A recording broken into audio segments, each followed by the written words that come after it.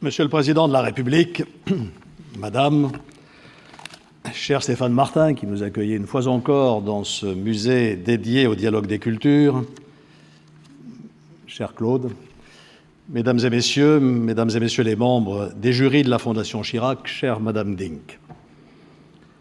Le 10 janvier 2007, votre mari, Madame, publiait dans son journal Agos un dernier article bouleversant et prémonitoire dans lequel il confiait son angoisse face aux injustices dont il était victime, son attachement à votre pays, la Turquie, son amour de la liberté.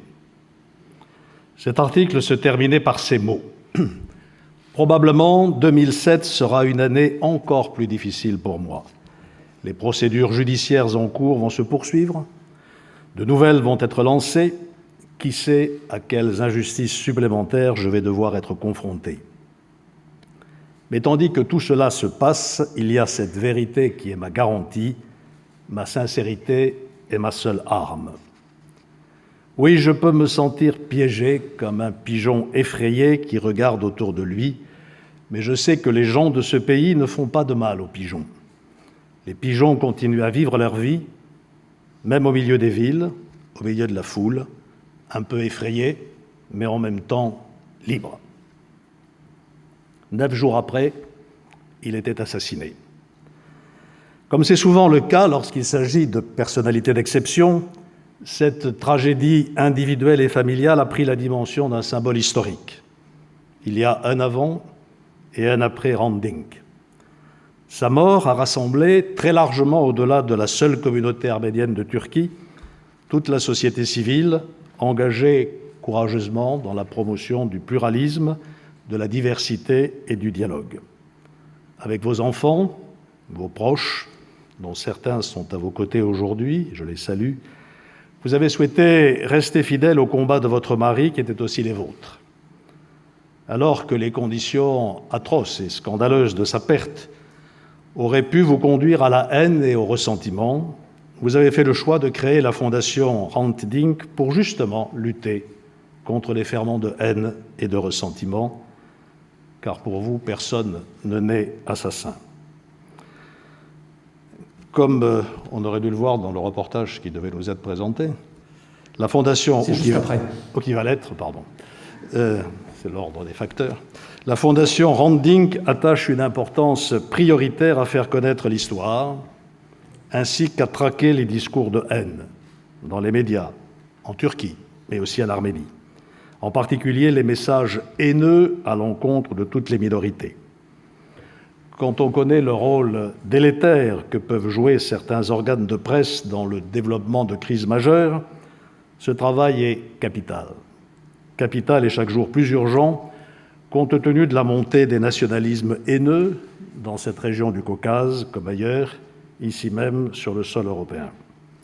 Par un travail patient, déterminé, la Fondation Hrant Dink contribue ainsi inlassablement à la normalisation et au développement des relations entre ces deux voisins, en même temps si distants, que sont la Turquie et l'Arménie et l'Azerbaïdjan, tâche à laquelle le président Chirac a consacré beaucoup de temps et beaucoup d'énergie.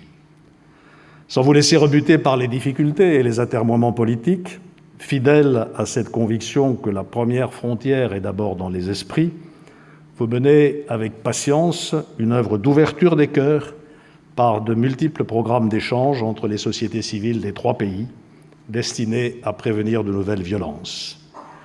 Chacun mesure, à l'heure où des représentants éminents de la société civile comme Osman Kavala sont incarcérés, combien le travail de la Fondation Hrant Dink pour la pacification des mémoires et le dialogue est à la fois difficile et nécessaire.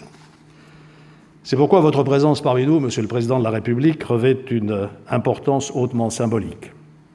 J'y vois d'abord un hommage au président Chirac, à ce qu'il incarne aux yeux des Françaises et des Français, aux valeurs qu'il a défendues et promues sur la scène européenne et sur la scène mondiale. Nous sommes nombreux ici, peut-être unanimes, à avoir pour lui une pensée à la fois respectueuse et affectueuse, ainsi que pour Bernadette Chirac.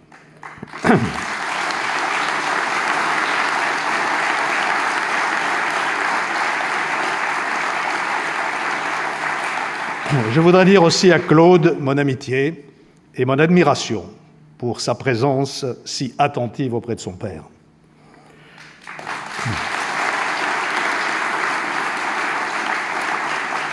Votre participation à cette cérémonie, Monsieur le Président de la République, est aussi symbolique de l'engagement de la France dans le combat qui est celui de la Fondation Chirac, résumé dans une phrase, agir au service de la paix.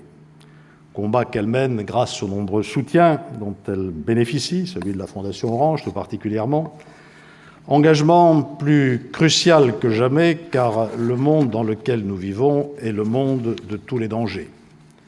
Partout, nous constatons une montée des nationalismes et des populismes comme un ressac de la vague de mondialisation qui a submergé nos sociétés.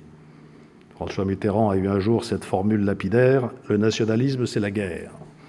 Avons-nous assez pris conscience de ce que le mot de guerre a fait son retour dans le vocabulaire des puissances ?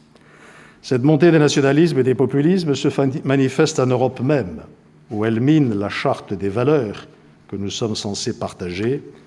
Elle se nourrit des peurs que suscite l'affrontement entre ce que j'appellerais l'islam des ténèbres et l'islam des lumières. L'islam des ténèbres existe, il se répand à travers la planète, il prend souvent la forme d'un obscurantisme d'un autre âge, il sert hélas de ferment au fanatisme qui conduit au djihadisme et au terrorisme le plus barbare.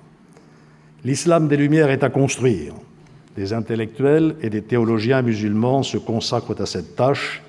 C'est à la communauté musulmane de France tout entière de s'en saisir.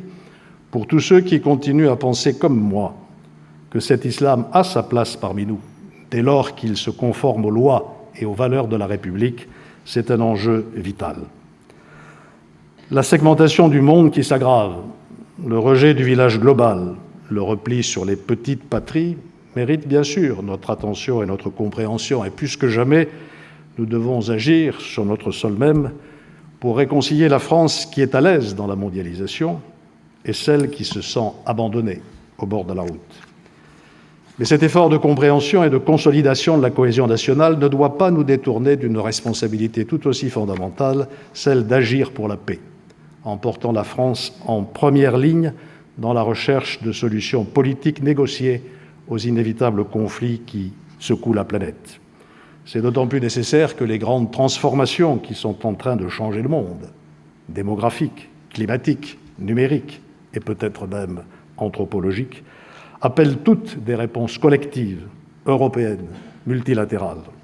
C'est une des priorités qu'avec la défense des intérêts de la France, vous assumez à juste titre, Monsieur le Président de la République, à notre diplomatie, la France médiateur de paix, comme vous essayez de le faire en ce moment, même pour notre cher Liban. C'est à vous, Madame, que je voudrais laisser le dernier mot, en citant la lettre poignante que vous aviez lue lors des funérailles de votre époux, je vous cite, « Un futur, méritant que l'on paye le plus lourd tribut, peut naître si l'on aime les rentes, si l'on croit en eux.